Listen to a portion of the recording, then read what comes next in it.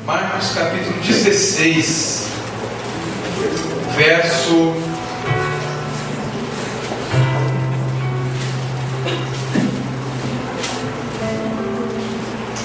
6 e 7. Quem achou, diga amém.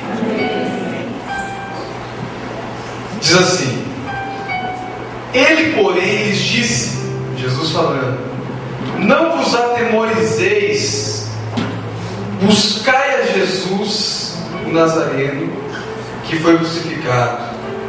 Ele ressuscitou e não está mais aqui. Vede o lugar onde o tinham posto. Mas ide e dizei aos seus discípulos e a Pedro que ele vai adiante de vós para a Galiléia, lá o vereis como ele vos disse. E saindo elas, fugiram do sepulcro, porque estavam possuídas do temor e do assombro, do medo, não disseram a ninguém. Versículo 14, lá em cima. Finalmente apareceu Jesus aos 11, quando estavam à mesa, e censurou-lhes a incredulidade, pureza de coração, porque não deram crédito aos que tinham visto já ressuscitado. E disse-lhes: Ide por todo o mundo, pregai o Evangelho a toda criatura. Diga assim: Deus, fala comigo. Em nome de Jesus. Coloque sua mão no seu coração. Espírito Santo de Deus, eu abençoo, meu Deus, tudo que já foi feito aqui nessa noite. Meu Deus, eu sei, meu Pai, que o Senhor tem uma palavra ao coração dos teus filhos nessa noite. E o mínimo, meu Deus, que nós podemos dizer e pedir nessa noite, Deus, é que Tu és maravilhoso, Tu és bondoso, Tu és poderoso, Tu és incomparável, Tu és o nosso Deus, Tu és a força da nossa vida. E nós queremos pedir perdão, Senhor, pelos nossos pecados, nossas falhas, nossos erros. Pedir perdão, Senhor, porque muitas vezes nós não temos crido de fato naquilo que o Senhor tem para as nossas vidas. Mas nessa noite, Deus, ao colocar os nossos corações diante da Tua presença, nós pedimos, Espírito Santo, que o Senhor venha falar, que o Senhor venha mover, que o Senhor venha derramar do Seu poder nessa noite, neste lugar, em nome de Jesus. Amém. Pode se assentar. Amados, eu quero pegar pelo menos 7 pontos deste texto de Jesus. E quando você ouve e quando você vê esse texto, Jesus poderia ter deixado muitas coisas. Jesus poderia ter deixado um testamento milionário, trilionário para os seus discípulos. Poderia ter deixado tantas coisas, poderia ter deixado eles com aposentadoria garantida. Poderia ter deixado eles de uma maneira já, sabe, mais tranquila. E poderia ter deixado um legado muito simples. Mas é interessante que uma das últimas palavras de Jesus na terra, Ele chega para os seus discípulos e Ele diz: agora não é hora mais de duvidar. Não é hora mais de vocês não acreditarem naquilo que eu tenho para a vida de vocês. Acabou o tempo da dúvida. Acabou o tempo de tudo que vocês poderiam duvidar. A partir de agora eu estou subindo para o meu Pai.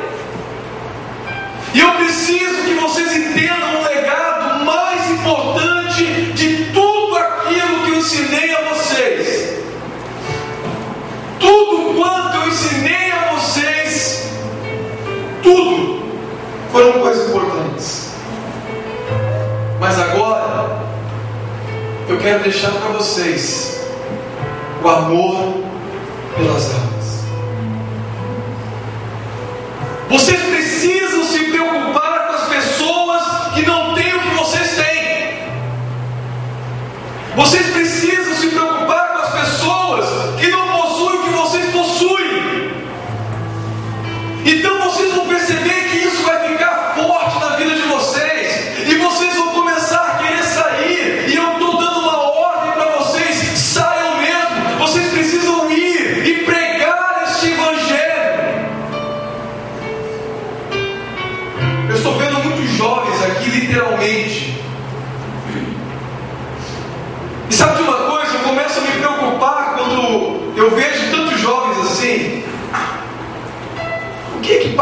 cabeça dessa juventude de hoje?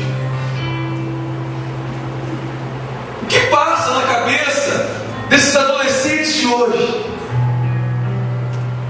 Porque o modismo tem tomado conta, sabe, tudo que é moderno tem tomado conta, tudo que é legal tem tomado conta aí do coração de muita gente. Alguns estão vivendo paixões, estão vivendo, sabe, situações de faculdade, colégio, estão começando talvez o primeiro namoro, talvez estão, enfim, tantas experiências na vida. Mas será que você já teve uma experiência com Deus? Em relação a chamar, em relação a ver o que Deus tem realmente para a vida de cada um de vocês, alguma coisa que possa, quando você cantar uma música, uma canção como essa, sabe, começar a borbulhar o teu coração e como que ele fosse explodir, você chegar diante de Deus e dizer: Senhor, as pessoas precisam saber que o Senhor é maravilhoso, que o Senhor é poderoso, e que existe uma juventude, sim, os adolescentes, pessoas, uma igreja que está determinada a fazer aquilo que o Senhor quer que seja feito. Amados, a igreja precisa acordar. A igreja precisa acordar para aquilo que Deus tem para a sua vida. A igreja precisa despertar para aquilo que Deus quer fazer através de você, com você. Sabe, nós acostumamos muito fácil com as coisas. Os discípulos, é interessante voltar um pouquinho ainda, quando Jesus está ali caminhando, os dois discípulos pelo caminho de Emaús, e Jesus aparece para eles. Eles estavam vivendo uma situação lá de sexta-feira, quando que não tinha mais solução, e eles conversavam entre si dizendo: ei, quem nós esperávamos que fosse nos resgatar, morreu. Entenda uma coisa, o trabalho missionário só será forte se ser forte dentro de nós. Pastor Josué Heron, numa das suas pregações em relação a isso, ele disse algo muito interessante. Ele disse assim, que os filhos de Deus dizem que amam a Deus, dizem que tem Deus no seu coração, que fazem de tudo por Deus e para Deus, mas não tem o coração de Deus em relação a missões. Quando você ouve alguém dizer que Deus está precisando de alguém, você diz: Senhor, conta comigo, envia Ele. Não é assim? Conta comigo, envia meu irmão da direita, ele tem mais gente de missionário. Conta comigo, envia o Johnny. Aí eu posso, né? Como está o teu coração em relação a isso? A primeira característica que eu achei interessante nesse texto é que Jesus, ele diz: ide. E talvez nós nos perguntamos, e talvez seja repetidamente falado isso: como você está falando ou está sendo na sua família? Amados, famílias inteiras têm ido para o inferno. O ide de Jesus começa onde você está. O ide de Jesus começa onde você está. A sua casa é o primeiro campo missionário que existe. Eu acho interessante essas pessoas que olham para pessoas que já viajam, já vão, e já tem uma bagagem aí, e chegam para a gente e dizem: olha, pastor, um dia eu quero pregar lá em tal lugar, em tal lugar, em tal lugar, eu quero ser um grande pregador, um grande missionário. Queridos, todos começamos no início. Todos começamos dentro de casa, falando do amor de Deus, pregando o amor de Deus. Hoje, graças a Deus, há 16 anos, eu posso dizer que eu e a minha família, que só de sobrinho tem 18, minha família é quase uma tribo. Só falta fazer aquelas rocas.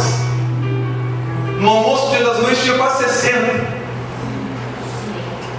Mas todos eles servem ao Senhor Jesus. Por um motivo único. Um dia Deus resgatou uma pessoa.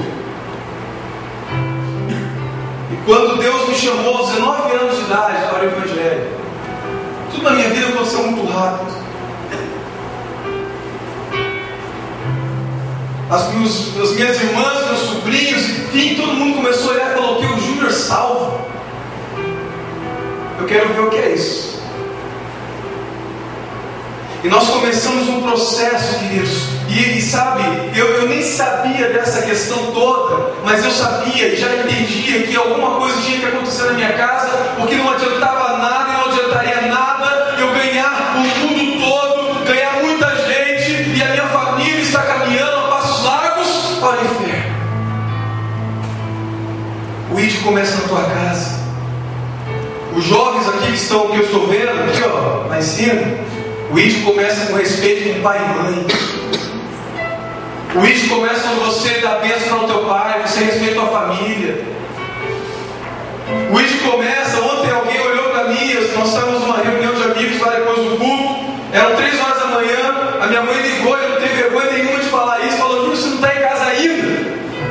Aí começaram a tirar a sarinha, pastora, né? Aí alguém falou assim: mas por que ela ligou? Eu falei: não, porque já são 3 horas, 3 horas é o horário máximo, depois disso tem que ligar. Mas nem sempre foi assim, queridos.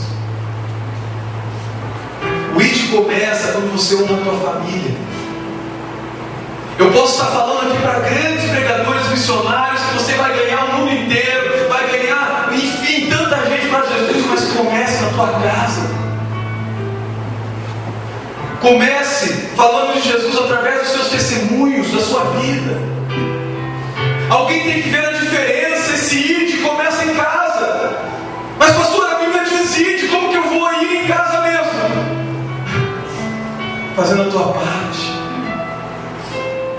Amados, tem gente que fala, né, especialmente domingo à noite. Outro dia eu estava pregando numa igreja aí, e alguém chegou e falou: pastor, eu estou aqui e eu luto para salvar meu marido, para restaurar meu marido, para restaurar minha casa, para restaurar minha vida, e o meu marido fica em casa, pastor, assistindo Fantástico. Eu olhei para ela e disse: filha, fantástico vai ser o que Deus vai fazer na vida da tua família. Deus vai resgatar a sua família, Deus vai resgatar a sua casa, Deus vai resgatar seu marido, e você vai ver ele aqui dentro, sabe, curtindo Jesus com você. Ela olhou e disse: pastor, mas aqui em Cardinho não tem jeito. Eu falei: tem. Amados, o ID começa em casa, quando você, esposa, coloca a sua mão sobre o seu marido e começa a dizer: em nome de Jesus você está salvo, você não vai morrer com o teu pai, não vai morrer na sarjeta, não vai morrer bêbado, não vai morrer drogado, não vai, eu quebro toda maldição porque eu tenho aprendido isso, eu quebro na tua vida tudo isso, e vira. E não diz assim: eu sei que não tem jeito mesmo, mas Senhor abençoa. Mas vira e diz: toma posse. O ID começa em casa. O ID começa, e nós poderíamos falar muito sobre isso, querido, quando o esposo ama mais a esposa, quando a esposa ama mais o esposo, quando, sabe, há amor no lar, e vocês começam a manifestar isso para a vizinhança, e alguém começa a dizer: poxa, que família feliz, será que é possível hoje? Um dia atrás eu estava pregando num lugar e eu disse assim: diga para a pessoa que está ao seu lado que você a ama. Foi uma coisa muito de Deus, assim. Acabou o culto, tal, nós estávamos lá atendendo, de repente chega o casal para na minha frente e diz assim: pastor, eu queria conversar contigo. Eu falei: ixi. Aí um falou: fala você, fala você, fala você. Não, fala você. Eu falei: deixa que eu falo. Vamos ficar nessa aí, deixa que eu falo, o que vocês querem? Pastor, nós somos casados há 14 anos. Eu: ô glória. E sabe qual foi a primeira vez e última que eu disse para o meu marido e ele disse para mim que me amava? Eu fiquei bem feliz, falei, né? Que ontem, né? Agora há pouco, não, há 14 anos atrás, no altar. E eu acho que foi uma coisa meio forçada ainda, porque, sabe, depois disso não aconteceu mais. E quando o Senhor disse ali para falar: diga a pessoa que está ao seu lado que você a ama, eu fiquei olhando para ele e disse assim: fala agora. Não faça se você não falar.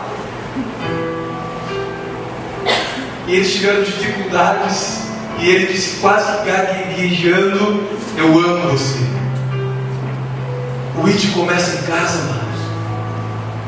O ID começa em casa quando você faz a sua casa um pedacinho do céu. Sabe?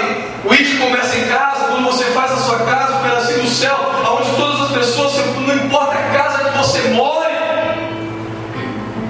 o que importa é quem mora lá com você. E Jesus disse: olha aí, vocês precisam mostrar Jesus, mostre Jesus para essas pessoas todas.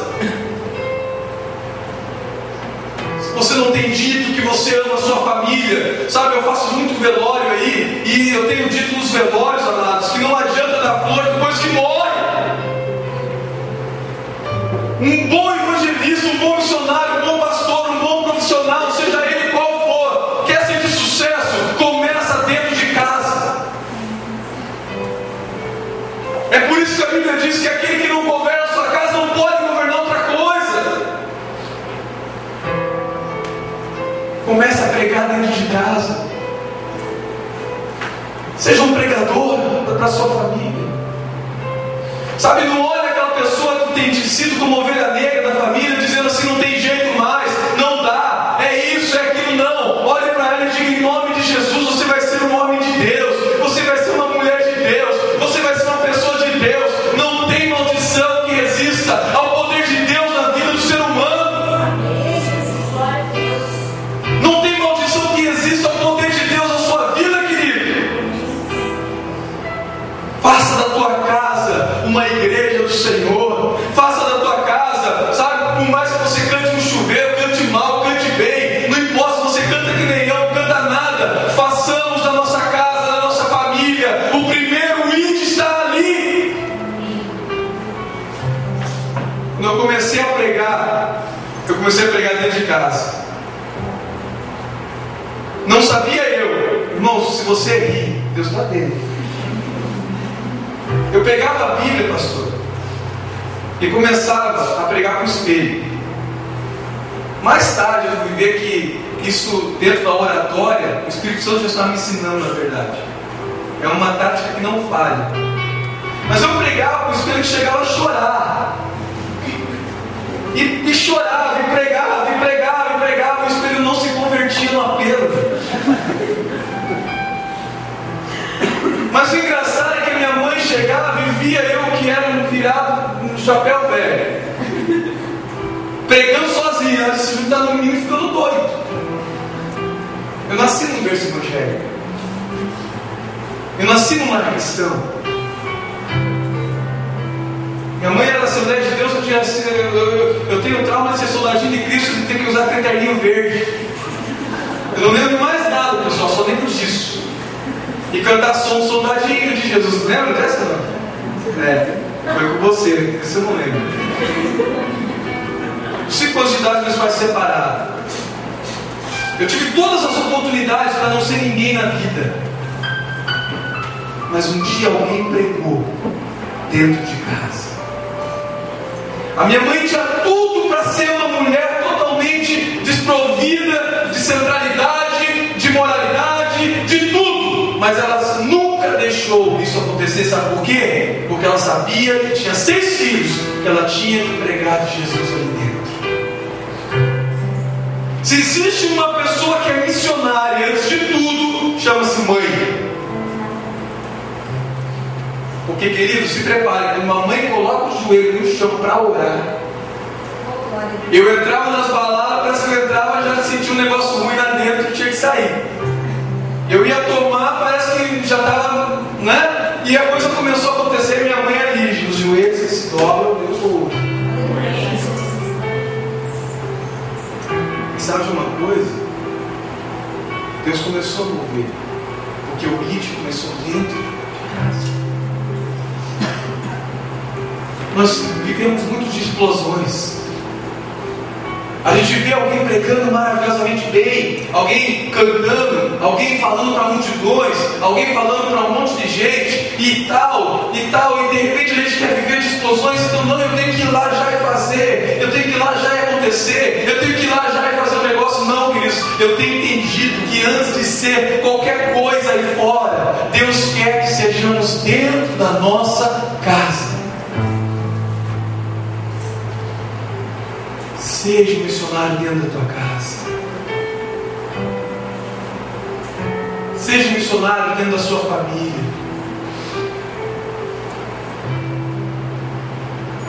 Seja um missionário para os seus vizinhos. Eu sei que isso aqui já está meio que batido, mas irmãos, tem vizinhos aí que ele acha que tem um centro de qualquer coisa, menos de alguém de Deus do lado da casa dele.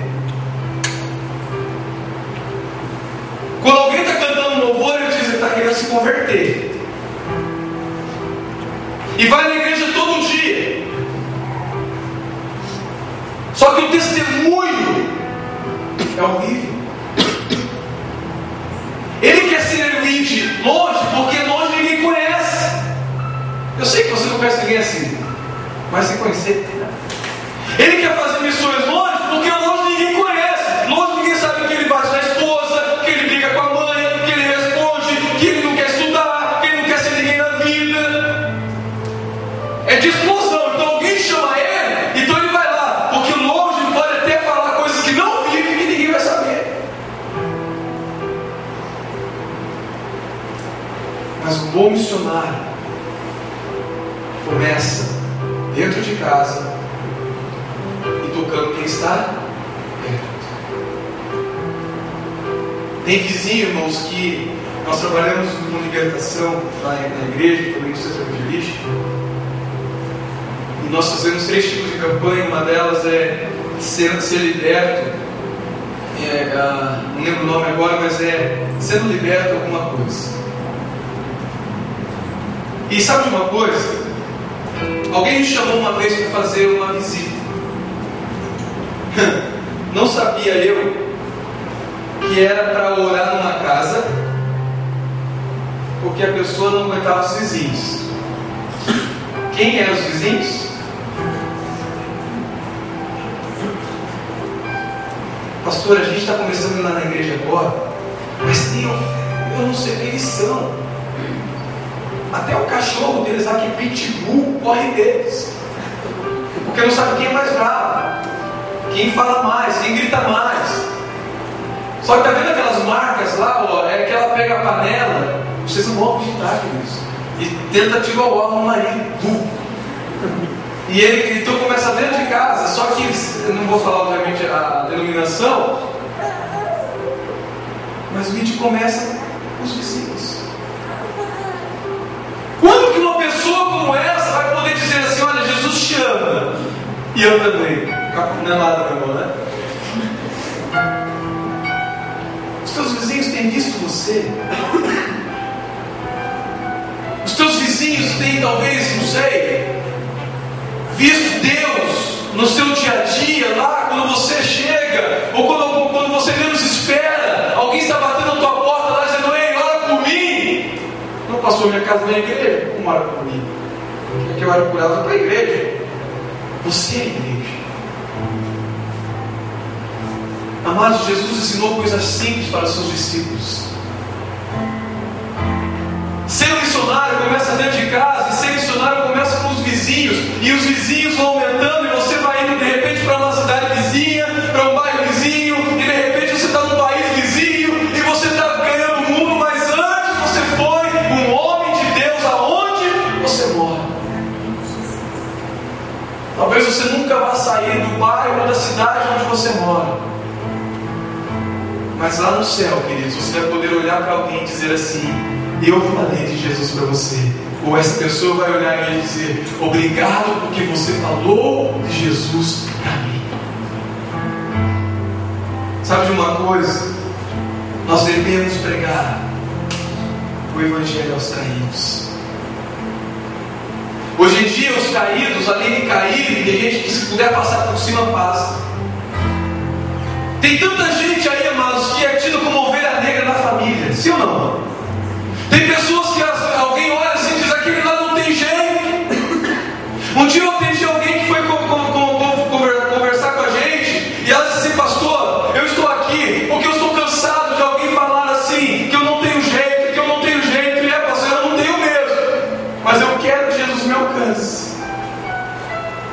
Como dói no coração da gente ver pessoas olhar para pessoas caídas, pessoas drogadas, pessoas alcoolizadas, pessoas marginalizadas pelo diabo,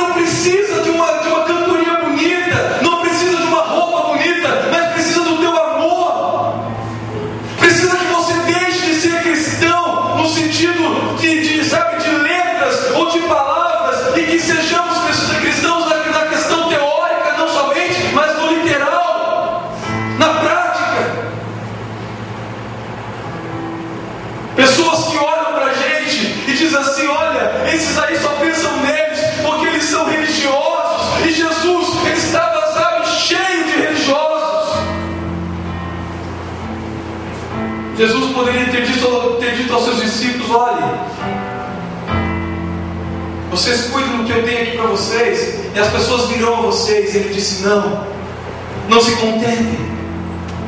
Não se contentem. Lembre de alguém que de repente estaria sentado aí do teu lado e não está agora, porque você não ligou, você não convidou. Essa pessoa talvez esteja caída na casa dela agora, talvez não no literal, mas caída na depressão, na angústia, sabe, na tristeza, e nós estamos aqui.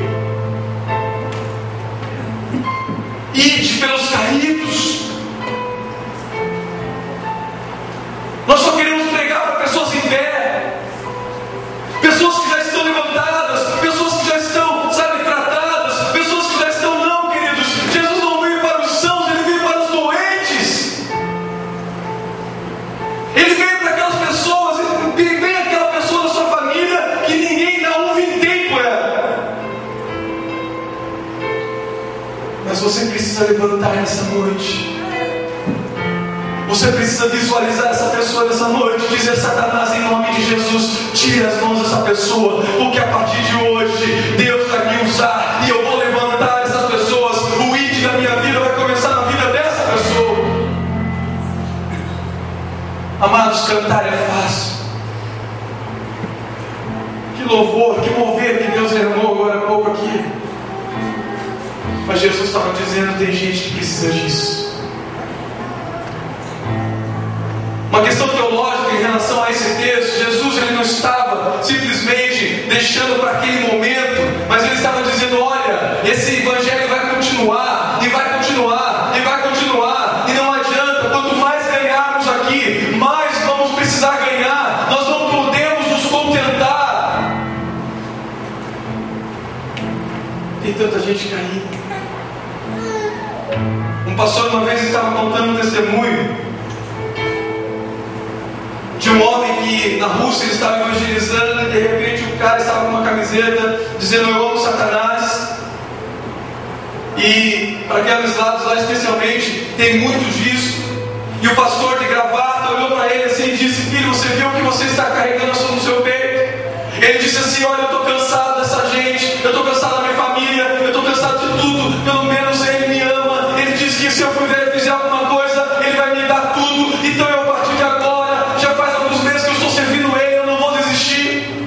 E o pastor olhou para ele e disse: filho, Jesus te ama. Jesus ama você. Jesus não ama o teu pecado, Jesus não ama as tuas atitudes, mas Ele ama você. E aquele pastor, aquele homem olhou para o pastor jovem ainda e disse: você está falando isso porque você está de gravata, você está de terno, você está todo bonitinho aí, mas você não sabe como está a minha vida. O pastor olhou para ele e falou: se é por isso, meu irmão, tirou a gravata, tirou o terno, ficou só de camiseta e disse: senta aqui no meio da praça, que eu vou falar de alguém que ama você, de alguém que morreu por você, de alguém que não quer ver você caído onde você está. Aquele jovem, ele conta o testemunho que o jovem olhou para ele e disse: eu não estou te entendendo, qualquer um correria de mim, olha o meu estado, olha como eu estou. Então, se você não está correndo, me mostra se esse Jesus é amor e me dê um abraço aqui no meio de todo mundo. O pastor abraçou ele e disse: ei, eu te levanto em nome de Jesus, você não vai mais viver essa vida. Sabe o que ele fez? Naquele instante ele disse: eu quero Jesus. Os caídos precisam ser impactados,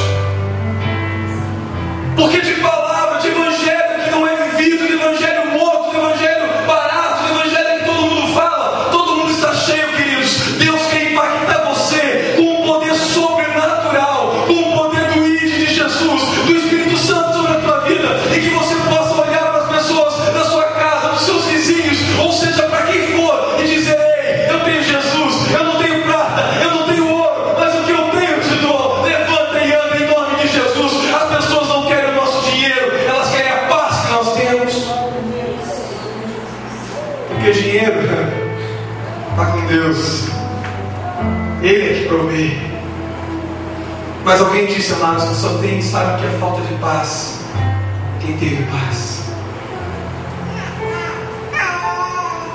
A ausência de paz na vida das pessoas é incrível. Você vê isso no trânsito, você vê isso no teu dia a dia. Eu sei que eu estou olhando aqui para as pessoas, né, pacientes total. Amém ou amém? Olha o cutucando, pessoa. Os caídos precisam de você. Eu estava pregando, levando um projeto da coordenadoria lá em Recife, e alguém falou assim: pastor, são essas as igrejas que nós vamos? E alguém falou: olha, mas não vamos lá em tal igreja, um bairro Casa Amarela, alguma coisa cor-de-rosa, um bairro lá. E alguém falou assim: esse bairro é muito perigoso, não dá para ir, estava muita chuva, e não dá para ir lá, porque lá nem atolar, é perigoso, lá tem que pagar pedágio, os traficantes não deixam. Eu falei: eu quero ir lá. Aí eu estava de gravata assim, falei: estão olhando aqui, eu tiro? Eu vou lá. Aí eu falei: não conheci ninguém, eu falei: quem pode ir comigo? Aí o irmão numa caminhonete lá falou: então vamos. Amados, pessoas que olhavam para você assim dizendo: poxa, mas você veio aqui, você veio aqui. Tem muita gente aí que se acha demais, Deus. Deus não pode dar um pouquinho mais de ministério, um pouquinho mais de alguma coisa, que a pessoa já está se achando demais, já está, sabe, já não soberba, já tomou conta, já acha que é o bambambam. Existe uma, as mulheres sabem disso, uma técnica na moda que chama-se salto quebrado. Alguém já ouviu isso? Enfim, as modelos têm muito disso. Então o que acontece? Elas estão andando lá daquele jeitinho todo lá, quebra os saltos, já viu isso? Elas continuam do mesmo jeito, quem já percebeu? Como se nada estivesse acontecendo. Então lá, né? Salto quebrou e eu firme. Eu imagino que tem a unção do salto quebrado nas nossas vidas às vezes. O salto, Deus ele vai permitir que você cresça. Mas quando você se acha alguma coisa e esquece dos caídos, dá aquele, sabe? Quem tem problema no joelho sabe disso, dá aquele passo em falso assim: opa, Deus me perdoa. Eu não sou, Ele é. Eu não tenho, Ele tem. Eu não consigo, Ele consegue. Eu não posso, Ele pode. Ele é a força das nossas vidas. E Jesus disse: vai aos caídos, porque eles precisam de vocês. Vão aos caídos, porque eles precisam da palavra de fé de vocês. Nós estamos aqui numa igreja bonita, numa igreja quente, sabe, agradável, mas tanta gente, queridos, estão fritando no inferno agora, neste momento, e o diabo está passando eles assim, ó.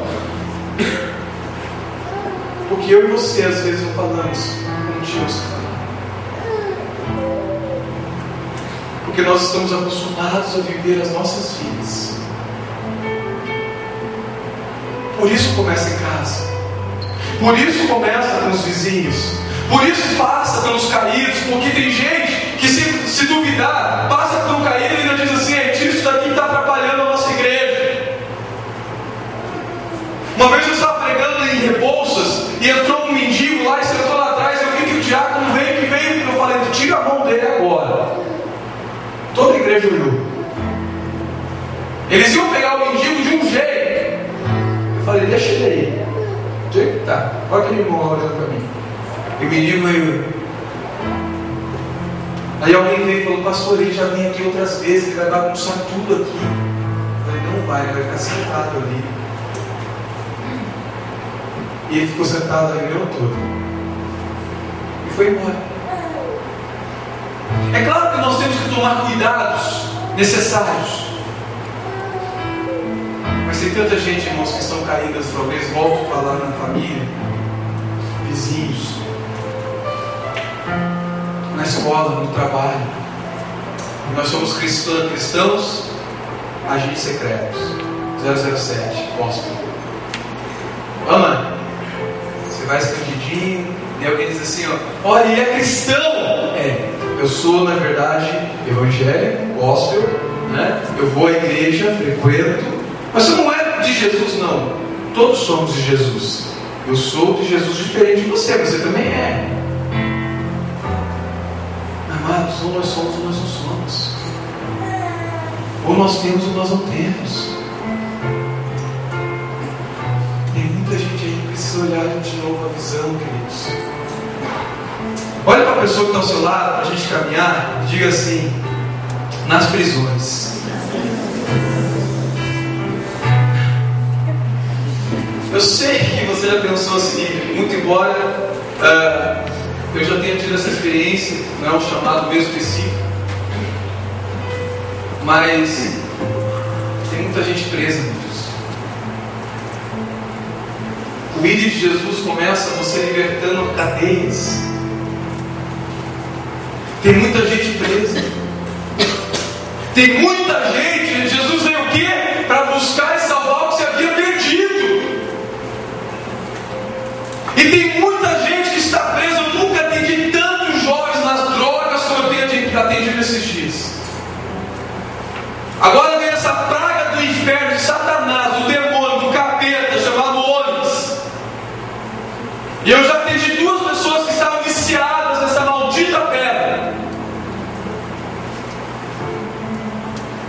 Jovens que você olha assim no futuro, igual um garoto de 14 anos de idade, viciado em crack, chegou para mim e disse: pastor, pelo amor de Deus, me ajuda, porque eu já fui em tal igreja, já fui em tal pessoa, já fui, e eles só me chutaram, pastor. Alguém tem que me ajudar, pelo amor de Deus.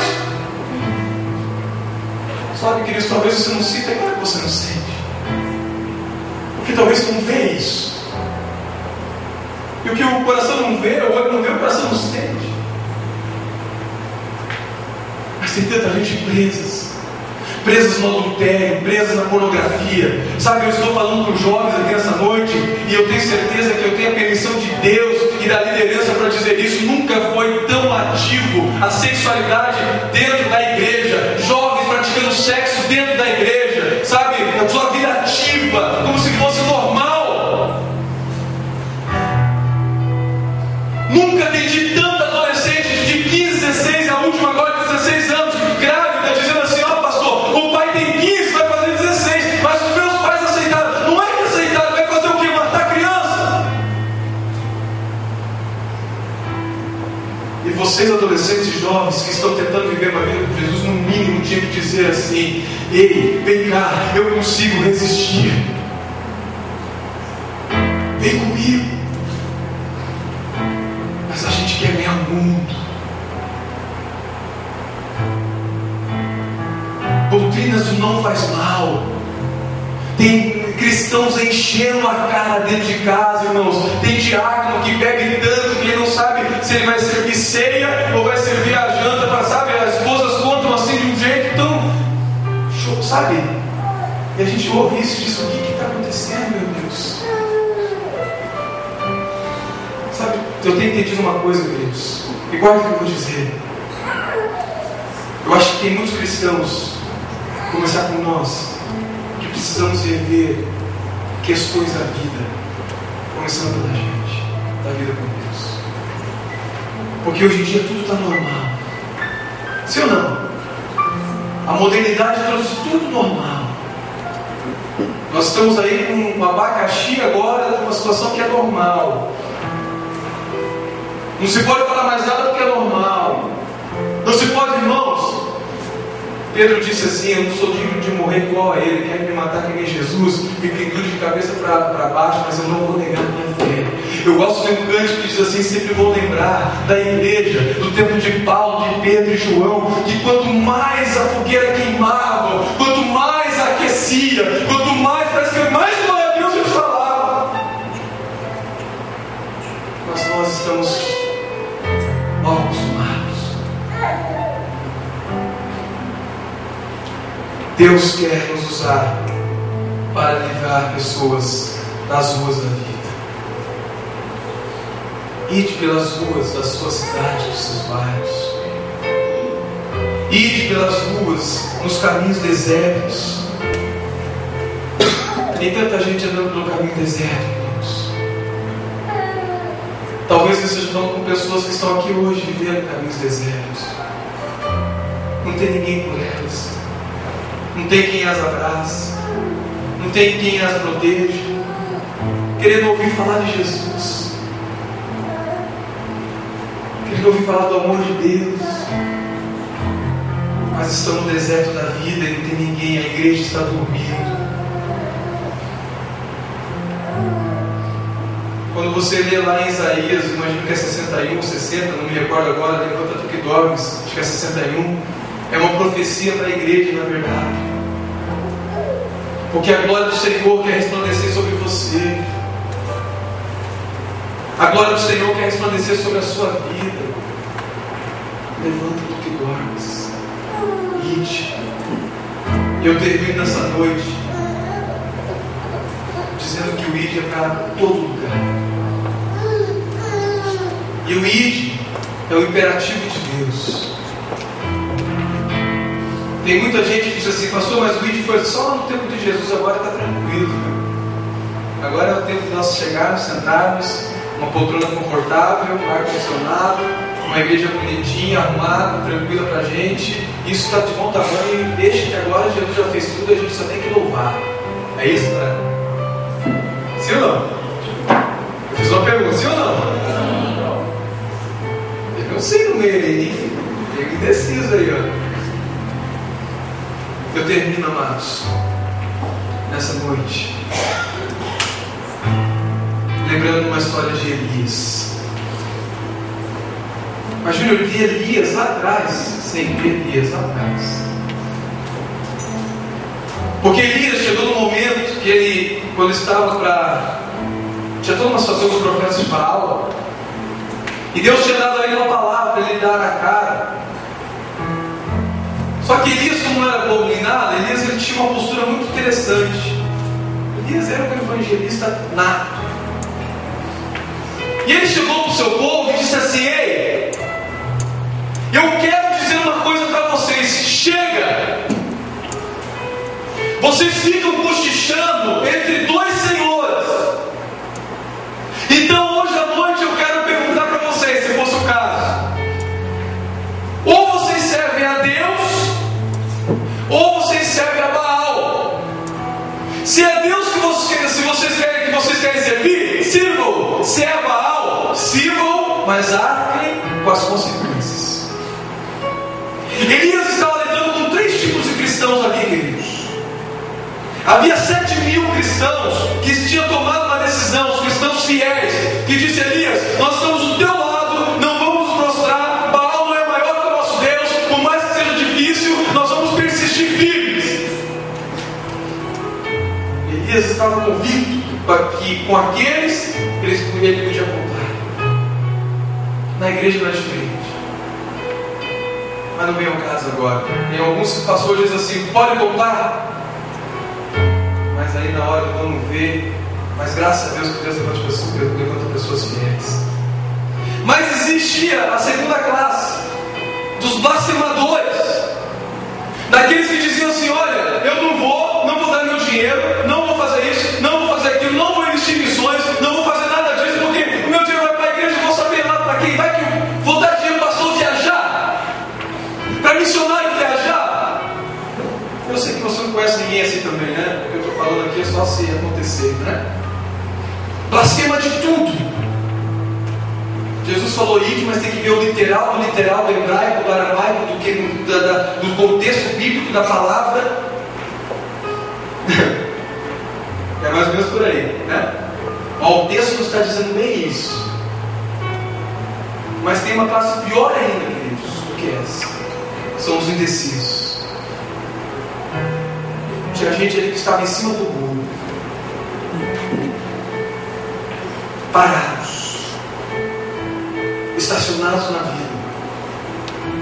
E Elias diz assim: ei, se fosse no contexto que nós estamos falando aqui, ide, façam alguma coisa, tomem uma decisão na vida de vocês, porque almas esperam por um milagre. E sabe de uma coisa, queridos? Antes de um milagre acontecer lá fora, um milagre precisa acontecer aqui dentro. Se eu não entender que eu tenho que ir e levar a palavra de Deus a tempo e fora de tempo, eu não posso querer que ninguém mais faça isso. Por isso que em velório, me chamou para fazer velório, não tem jeito. Uma vez eu estava fazendo um velório, esqueci do morto, estava falando só para os vivos. Um morto ali, pela cabeça do morto aqui, né? Morto aqui, fica aí, já está com Deus. Vai lá, o corpo, né? O espírito já está. Deixa aí, depois a gente ora aí com o presente. Agora eu quero falar com vocês. Uma senhorinha de 94 anos, família inteira. Aí me passaram um checklist de tudo que acontecia. Ah, para quê? E assim, ela semeou, mas vocês precisam. E comecei. Aí eu falei assim, contei uma historinha bem bonitinha, todo mundo chorou. Aí eu falei assim, você que quer agora esse Jesus no seu coração, quer ter esse jardim arrumadinho, porque você é a borboleta que ela plantar no jardim, semeou. Você é uma borboleta que ela semeou durante os 94 anos. Deus deu a ela um terreno, Deus deu a ela um regador, Deus deu a ela sementes, e você é o bisneto, neto, taraneto. E com certeza ela não estaria feliz se você não cuidasse do jardim que ela cuidou. E Jesus está cuidando do maior jardim de todos. E Ele quer cuidar do jardim do seu coração. Assim como ela está no jardim de Deus hoje, Deus quer cuidar do seu jardim. Como está o teu jardim? Cheio de erva daninha, cheio de capim, cheio de mato. Como está? E eles colocaram um coração bem bonitinho assim, e os 10 jovens mais ou menos assim, ou 9, não lembro, vieram conversar comigo. Amados, uma certa feita, eu sou com uma mulher falar de Jesus, quando ela tinha 16 anos. Vou estudar, vou trabalhar, depois eu vou. Vou ter filho, vou cuidar do filho, depois eu vou. Tive filho, agora tenho neto, depois eu vou. Agora eu vou me aposentar, depois eu vou. Com 65 anos de idade, o missionário bate na Argentina, na casa dela, e diz assim: caminhando pela rua, Deus falou, entra nessa casa. Ele disse: Deus, entra nessa casa. Quando a mulher abriu a porta, Deus tomou ele e ele disse assim: a partir de agora eu vou pedir conta de você, de todas as almas que foram para o inferno, porque você não quis falar do meu amor para elas.